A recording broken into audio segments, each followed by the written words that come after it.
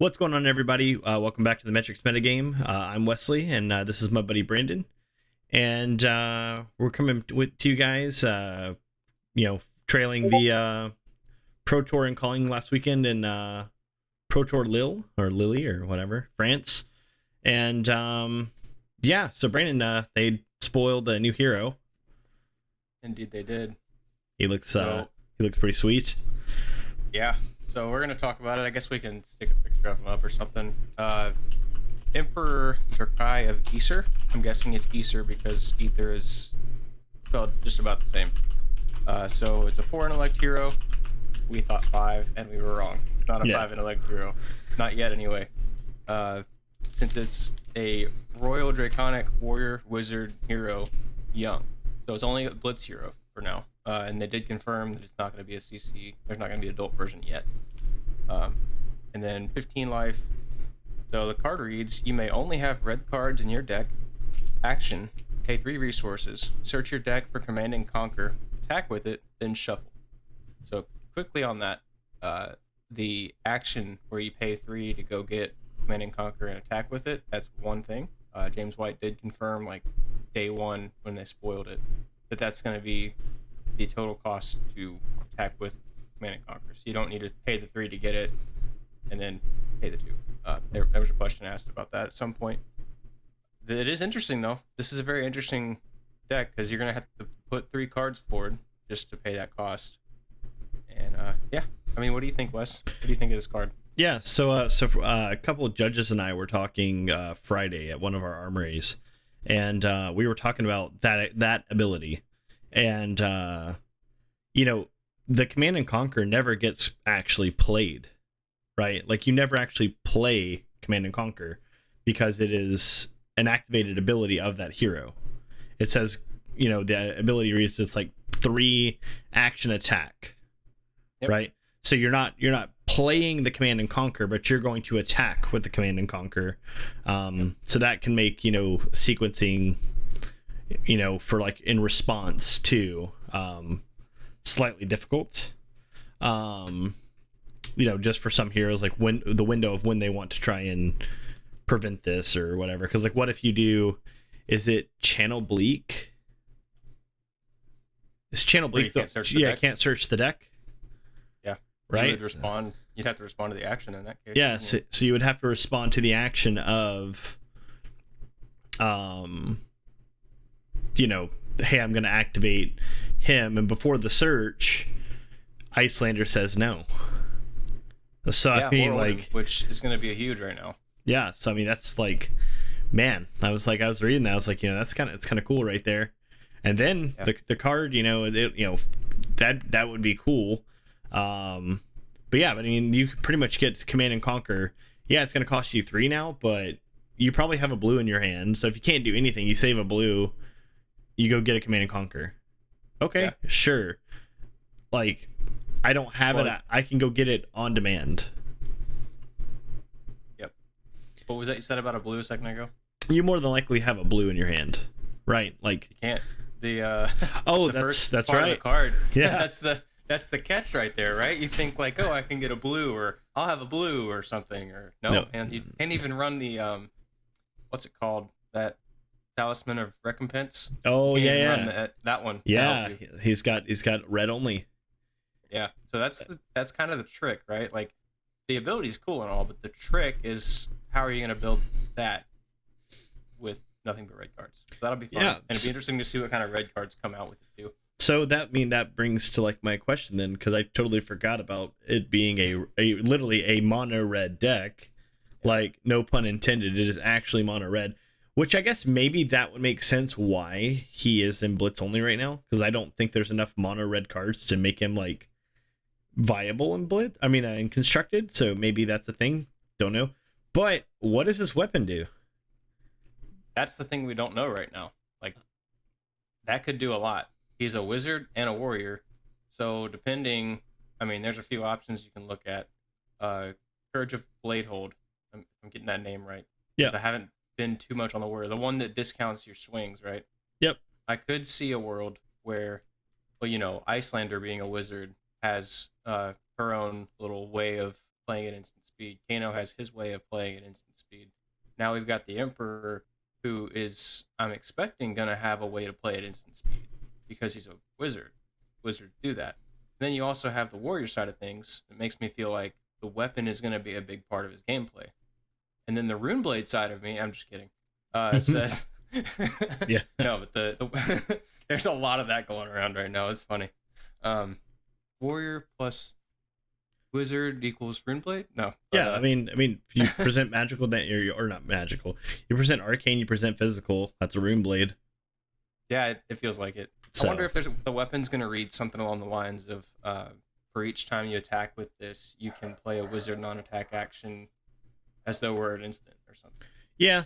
So what I was thinking about with that, because they didn't show the weapon, and then now like when you reminded me of the red, I was thinking about the weapon, right? Because like with warriors, like for instance Dory, Dory cares about hitting with Dawnblade and making her Dawnblade get counters, right? Because then you get like scary Dawnblade size. Like, yep. Dory loves Dromai because she can literally go glistening and then smack an Ashwing. It hit because life totals changed, yep. And so she can get counters on glistening, and then she's gonna make this big beefy Dawnblade that's pretty much borderline unblockable. Like, there's just no way, because you're gonna come in with Dawnblade for like 9, and then it's like, all right, I'm gonna pump it for 3. Okay, 12. Yeah. Like, oh, you blocked from hand. Like you just make this scary thing happen. So Dory cares about making it hit, right? And like where I was going with this is Dawnblade has to hit once to keep the counters. Dawnblade has to hit twice to gain a counter, right? Just naturally, without anything extra. Once to keep, twice to gain. So she cares about hitting. Well, since he's a warrior wizard, I would even go on a limb and say, like, if this weapon hits, reduce the cost of your next ability by X number of resources. Like a Sonic Boom, maybe. Yeah, something like Sonic Boom, or just like it's so like let's say that you swing sword for 3, you deal 2 damage.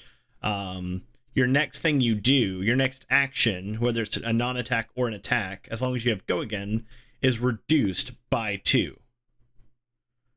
Because take 2. Yeah. Because you're a warrior, all of that to me would make sense. Don't really know though, right? Like, this is just a lot of speculation, and but that would make you care about doing, and even maybe you said instant speed, add breakpoints. Like KO says roll a die, you can double the power. Okay, so if you deal X amount of damage, then you reduce it by X cost. If you dealt 3 or more, then your next non-attack action, you can play your next action as though it were an instant, right? So you're either non-attack or whatever as an instant. Yep. So that would allow you to swing the sword. I did 3 or more. I can activate his hero ability at instant speed now because it's an action, and you get Command and Conquer for 6. Yeah. So yeah. So I mean, wonder, like it's got to be something with the weapon. It has to be. Yeah. I wonder too. Like, he is a Drakai, so the idea of him having a specialization in line with Kano could be very interesting, because you could have the Blazing Ether be on the weapon, and then maybe he can only play 1 wizard non-attack action. But maybe like there's some kind of way that it Blazing Ethers whatever damage he does or something weird. I mean, we haven't seen the mechanics, so they might be brand new mechanics and things that we don't know yet, but I don't know. Maybe there's something like that. Yeah, I mean, it's definitely possible, right? Like, I really think with that hero, like, just really, I'm pulling the hero card up here just to like read it one more time, but I really think that reading it here. Yeah, I really think the weapon's going to be is what makes this guy, right? Like, the weapon is what makes him. I don't see him being too scary. Like, I mean, granted, you have to plan for a Command and Conquer, so I mean, at that point, you might just be playing without an arsenal all game. That's fine. Well, I'll let CNC hit and just lose my arsenal. That's fine. Yep. But with there's a couple things to like take in consideration with that. With Command and Conquer being in the hero's text ability or ability box for his in the text, does that mean we get a CNC reprint, or does that mean that if we have CNC, that we're sitting on stonks currently? Like, I think when we're sitting on CNC, you're pretty much always sitting on stonks, no matter where it was printed. That card is so usable everywhere. Yeah. And definitely something to be said for the idea of a reprint there. When I was thinking, okay, is this a draft set? If it's a draft set, then you almost have to reprint it. If it's not a draft set, maybe we don't see it yet. We might see it again on the next set, or who knows. I'm not like a fortune teller. I don't know, but I think it'd be pretty easy to assume that they would print it in the same set with this guy's, notoriety coming out and everything. Right. I mean, I've heard like both arguments for it, right? Like, some people said like, hey, it's gonna, there will totally be a reprint. It's attached to the hero, but at the same time, we've had Command and Conquer already printed twice, right? Because we have it, of course, in Arcane Rising, it exists, and then the history pack. I was like, what was the other set? The history packs, HP1, the white border stuff. There, Command and Conquer's in that. So we don't really need it to be reprinted again. And I think if we do that, you're gonna, nosedive. Now, granted, I understand Fab 2.0. They want like it to be more accessible, more people to play, but you're gonna nosedive my collection of like CNCs, right? Yeah. And I mean that hurts, but helps, right? It hurts my value, but it helps bring more people into the game, which is an overall win for me. Which also helps your value. Yeah, which helps so it's my all value. kind of, yeah. So it's like, it hurts, but it helps. Yeah.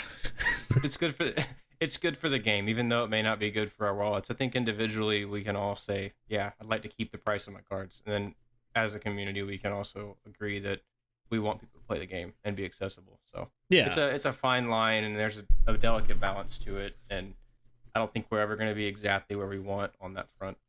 No, I don't think so either. I mean, like, I think we talked in like one of our first videos, like, if the game doesn't become accessible to like more people, and we don't bring more people in, and then the game like dwindles and it becomes, a dying game, something that's not widely played, then essentially like mine and your collection, everybody else's collection, there might be a couple cards that will like retain its value, probably a couple graded things, but for the most part, we just have cardboard, right? So completely worthless cardboard. That was a card game that we used to play, and we'll be looking back and be like, man, I remember when this card was $100, and is what it is. Yep.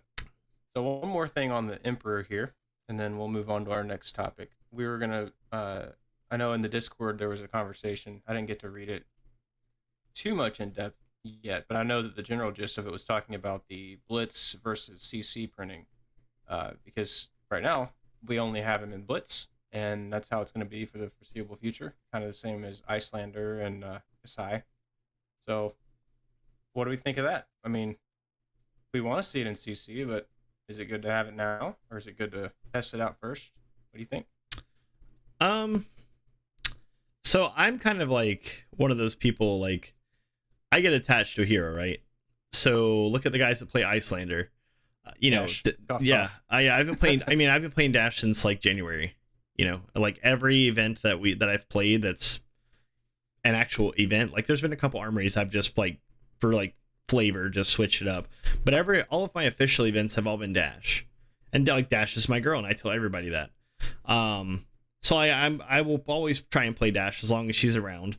Well, Icelander, same thing. There are people that loved Icelander.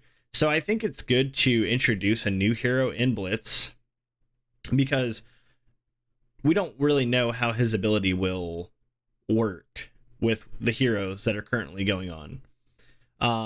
When Phi was coming out, they already knew Stubbies and Phi was bad, right? That was that was oil and water. Stubbies banned as soon as Phi comes out. I'm like, okay, so clearly Phi is really good. Stubbies breaks Phi, not in Blitz. So then it took them a little bit more, essentially, we are playtesting, right? Like the player base are playtesting, because LSS does ban and restricted announcements. Well, where do you think they get their data from? They get it from us. Wins and losses. Yeah, wins and losses. That is a massive, and you just think like my armory event is usually about 8 to 10 people. We play anywhere from 3 to 4 rounds. So, I mean, that's 4 tables around. That's 12 games in a night, roughly, plus or minus a little bit. And that's just my armory. Then you take I can play armory 7 nights a week. That's anywhere from, 7 times 12, it's like, what, 84 games, roughly, just in the Atlanta area that they're getting analytics from. And then, then you multiply that whenever we go to these big events, the callings and everything. And they have to see how this guy does. So, like, they'll look at him in Blitz first. I think releasing him in Blitz is the smart move. Oh, if he starts dominating in Blitz, they can look at the CC card pool. Are there cards that enable this hero to be broken? Mm-hmm. It'll be easy to take a look and point at things that are problematic for him in CC and keep a tighter grip on it, but keep better outlook on specific cards that they need to look at, that maybe the hero's good, but that one card's not. Right. I mean, Oldham in Blitz, Crown of Seeds. Yep.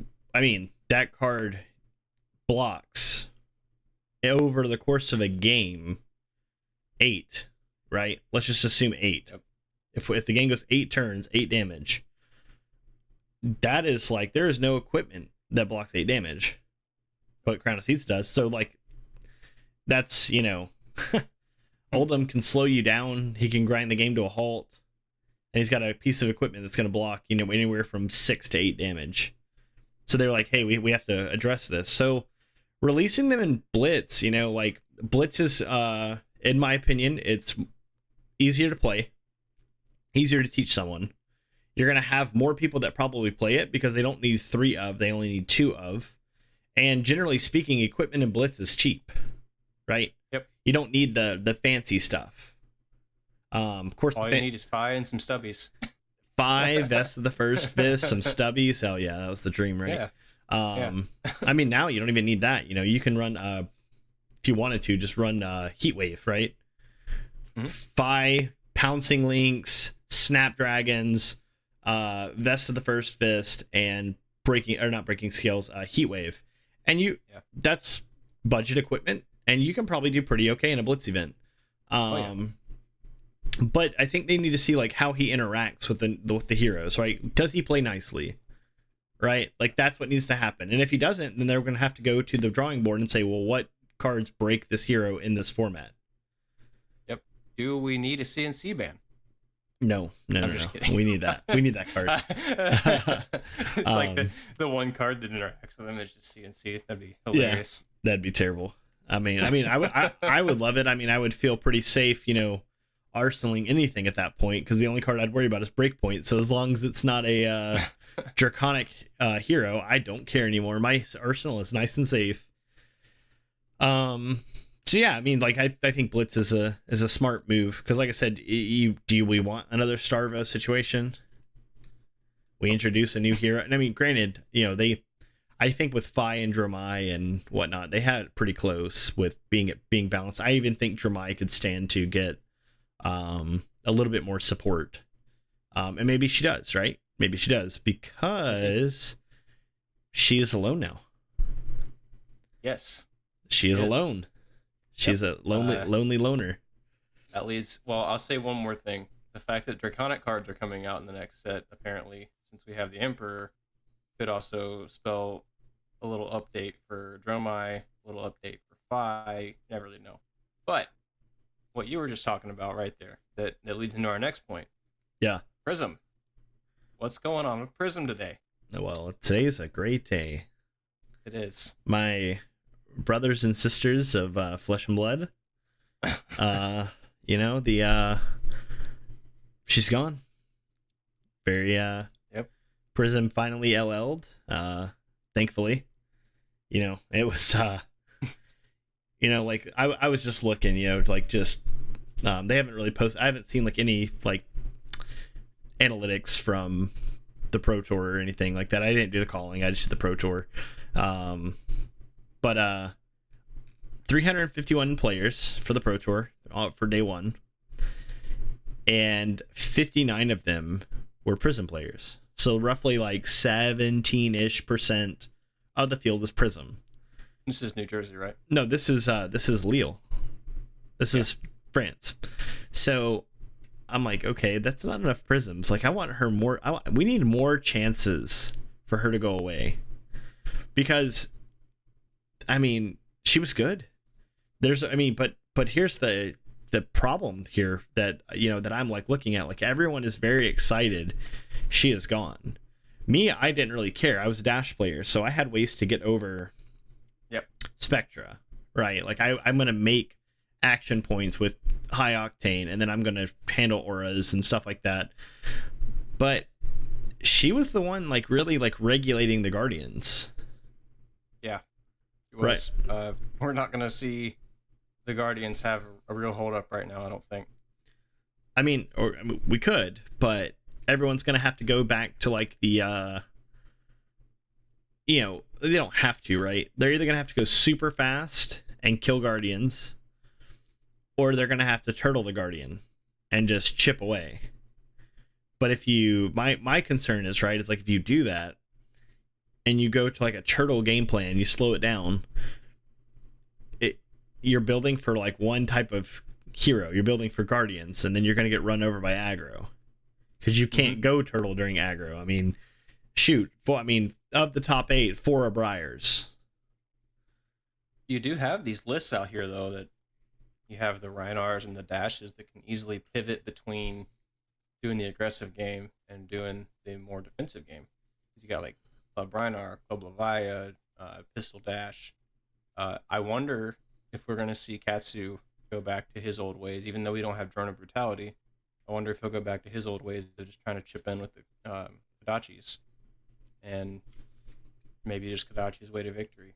But I think a lot of the weapon gameplay will start to come back around if they're trying to play that way. I mean, it'll have to, right? Because when I play Andrew with Dash and Blitz, the man will play Bravo. Okay? Every card in that deck, minus I think like 2, blocks 3. Yeah. And I think he's running like pretty much all blues. Very few reds. So, he's got the pitch to do Surge, Hammer 6, like, he's got the recursion, right? The recurring 6 each turn easily. And he'll just block me out, and like, you'll fatigue me. So we kind of, the aggro decks needed Prism. Whether we want to admit that or not. We needed Prism to kind of like keep the Trinity in check, right? Because you have Prism who keeps Guardian in check, and then you have Guardian who so now you're like looking at these things like, okay, aggro kills Prism, but Prism kills Guardian, and Guardian can kill aggro, right? It's not always like one way, but I don't know, man. I don't know how It's hard to tell. It's really hard to tell, and you're gonna have a fight for the position that's opened up now. Yeah, so it's so who do we look at to start gatekeeping these Guardians, or do we see a meta where we go back to like Bravo Oldham?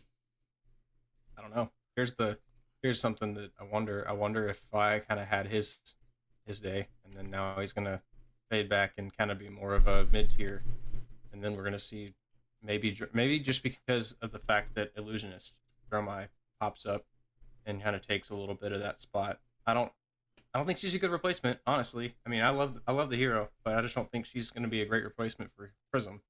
But she does play some of the game that Prism played, right? So maybe. I mean, you do have those outliers of those games where she comes back with the Ghostly Touch and just slams. And Semblance and Ghostly Touch is a very powerful way to close a game out. It's fun. Yeah, and I think that's like a combo that you put in there for the Guardians as her. Like, with Guardians on the rise, you might put like 1 or 2 semblances into your deck, and then you plan late game is going to be a Ghostly Touch for 13 or something, especially in old. I want to say I ran at least 1 already, but I probably plus that up by 1. No matter what it is, if it's 2, I might go to 3 in the side. Who knows? Yeah, I mean, the problem is just paying for Degum Semblance. It's so expensive. It doesn't block. Yeah, that's the worst part. Because, like, you know, that's what I was talking to you about earlier. Is like, you said dash can easily pivot. Well, okay, well, the problem with dash is, like, if I get stuck with items in my hand and I've got, like, a crippling crush, no defense reaction, nothing, it's dominated, like, if it's dominated, I'm probably messed up anyways. But, you know, they don't even have to dominate that card, because that card literally says, don't block it, you don't get a turn. Block it, you don't get a turn. So that card literally just reads. You don't even need to read the middle. It just says your opponent does not get a turn. Yeah. So unless you have like an immovable, or maybe you've got like sync, card from hand, and equipment still. It just matters when it comes in, right? But if I get stuck with items in my hand, all right. Hope to God it's not a crippling crush, and hope to God I don't get rid of my items. So you're gonna go find your unmovables now? If I've allocated my immovables, I have allocated my immovables. I just got. It's gonna see a lot more play now, I think. I mean, dude, it's got to, right? Like, and I mean, and all this is happening, you know, just ahead of nationals. You know, U.S. nationals is coming up in, I think, like 3 weeks, right? Let's see, we have 1 week, 2 weeks, 3 weeks, 4 weeks. 4 weeks from now, we have nationals, and so this is a big, you know, anytime like a hero leaves the format, there's a void to be filled. Yep. So, yeah, just it's always fun. Absolutely. It's always a good time watching it happen too. Like watching everybody shift around and find these new positions and heroes getting better, and it's exciting. You get these people that stay on their hero. Like, you know, I talk about him every time, you know, but Reinar, like maybe he finds it in this meta. Who knows? You know? Right. So. Well, I mean, the thing is like, you know, kudos to those guys that showed up at Pro Tour, right? Like, you had guys that showed up with like less than 1% representation, or like I'll say less than let's say less than 2%, right?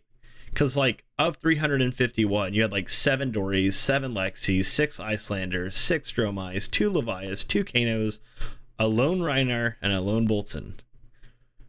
Now, I know who Bolton was. Yeah, I mean, like we also, I mean, if you guys haven't seen the Bolton game, you know, Josh Lau, Bolton, arguably one of the best Bolton players, period. The man gets like the dream combo of like triple Lumina with Gallantry Gold. He's presenting sabers for 6, threatening 8, so 6 damage, 8 if they block it with an attack action, and he's gonna swing it 1 time for each saber, then an additional time for each Lumina. So that's 4 swings. For free, too. 4 swings for free. And potentially gain 2 life. I mean, he switched the life totals completely. You know, in the words of Chain, he inverted existence. Oh, that's a fact. He inverted the existence of that Viscera in that game. It was incredible. And you and these titles. Yeah.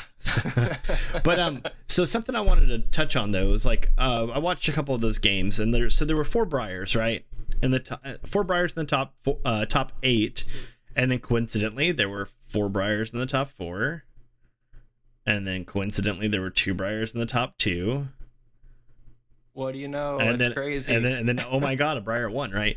But whoa. There was a way that I have the way that these guys played was actually kind of cool, because I hadn't seen this sequencing before, right?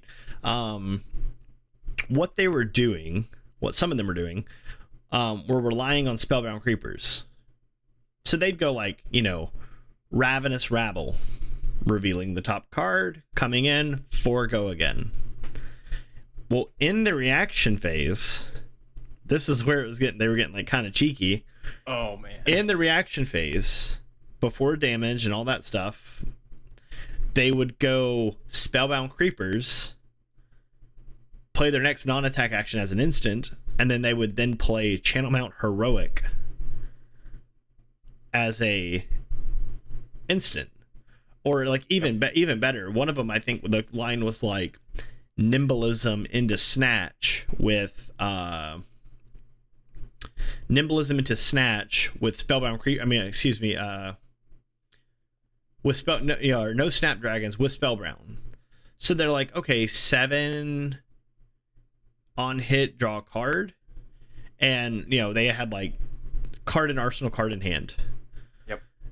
And they were like, okay, like I don't know where this is going. I guess I'm sure they knew where it was going. Like they were just thought maybe they could like pressure back, and then the players like, nah. So I'm gonna come in with spellbound creepers, channel mount heroic,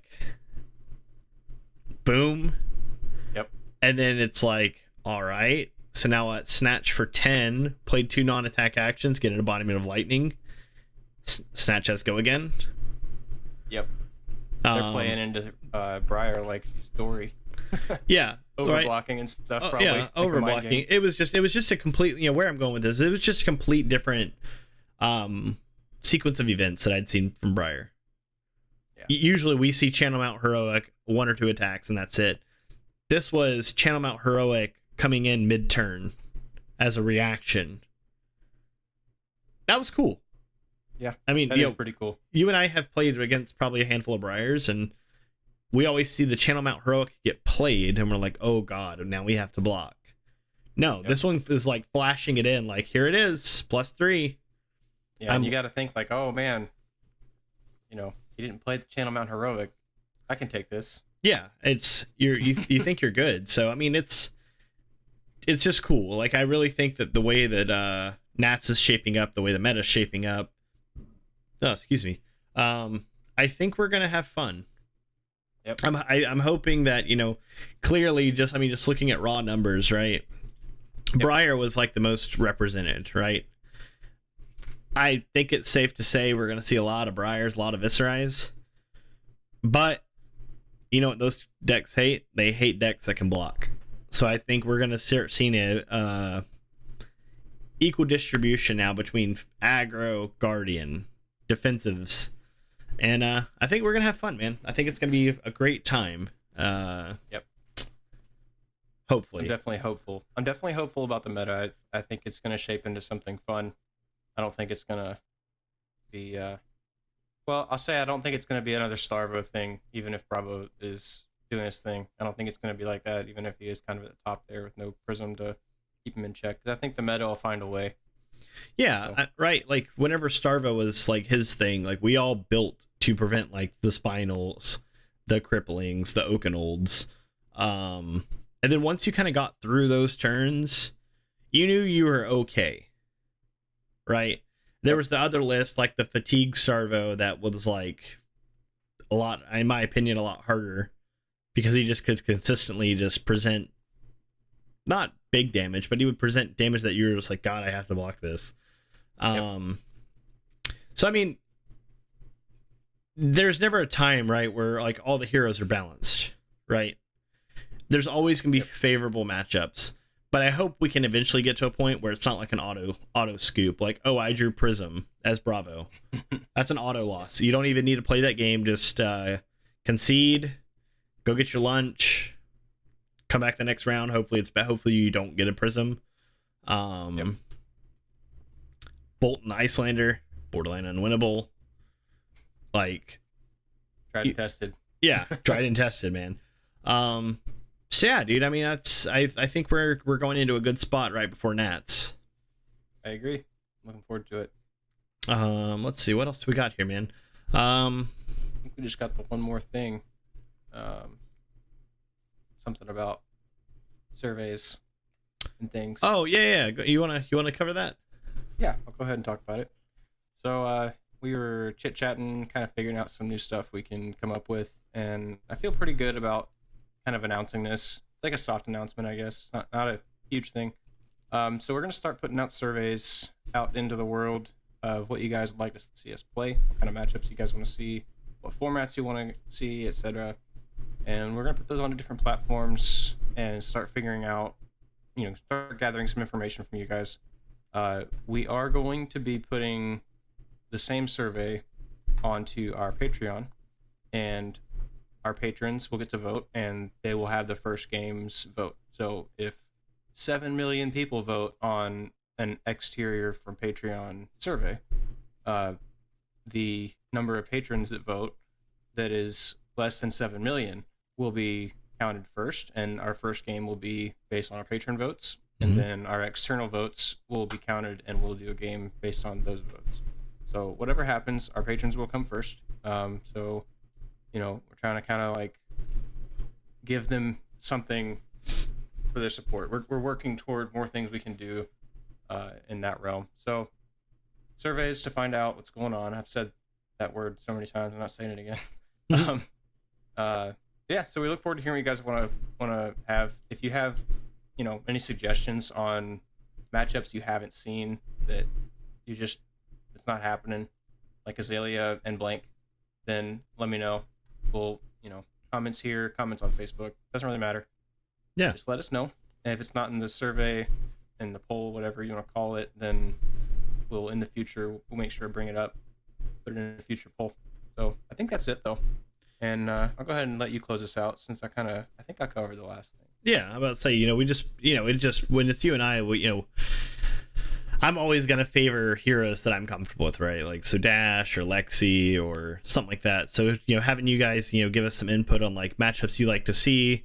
I mean, we might even get crazy and do, like, a UPF, all right? Like, a UPF would be way too much fun. So, yeah. So, that's all we got for you guys this week. We still have our event going on September the 11th at Peach State Games. Hope to see you guys there. And Brennan, I'll holler at you later this week, man. We'll probably try and get some gameplay in. Sounds good, man. And thanks again to all our patrons and supporters. And we'll see you guys next time. Yep. See you, man.